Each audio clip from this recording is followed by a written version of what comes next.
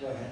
Senator McCain, as an educator, I'm interested in your feelings about the current administration's No Child Left Behind education program and its effectiveness.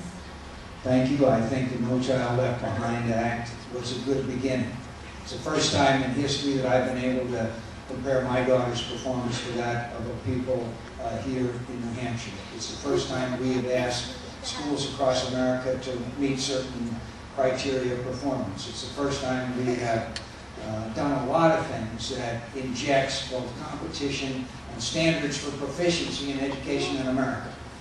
Was it perfect? No. Does it need to be fixed? Yes. That's why we only authorized it for a limited number of years, and there are many problems associated with it.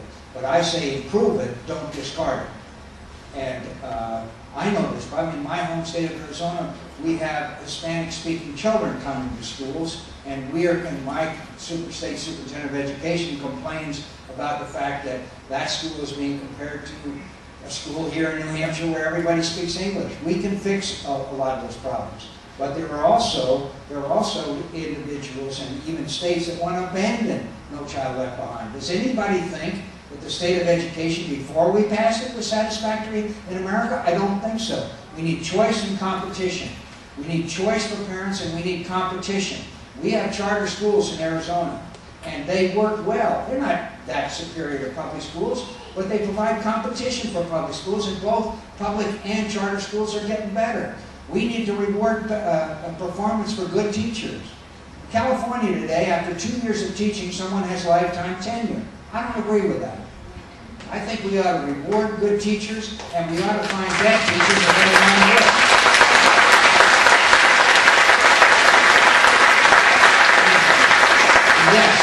Yes, I'll spend money. I'll spend money that wherever you think that it can be, and particularly on special education. That's a failing of the federal government. But let me also point out something too, if I would. And I'm not trying to be too demagogic here. But the school system in Washington, D.C. has not one single member of Congress. Of the 535 members of Congress will send their child to school in the Washington, D.C. public school system. You know what the highest spending for a pupil in America is? In the Washington, D.C. school system. Now, my friends, the moral of that story is it isn't always money. It is other things besides money.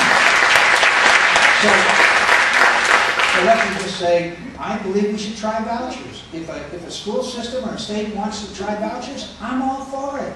In the state of Utah, it's being challenged in court. The state of Utah just passed a law last year that if you are a low-income parent and you're not satisfied with the school that your child is attending, they'll give you a $3,000 voucher to go to the school that you want to take your child to. My friends, if that passes the challenge in the courts, that's going to be a very interesting experiment in America.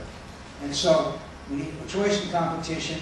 And please, my wife Cindy was a teacher of special education before I took her into a less admirable line of work. But and so I'm in great sympathy with our teachers. But our teachers have got to join us in trying to improve education in America, rather than apparently being resistant to change. Yeah.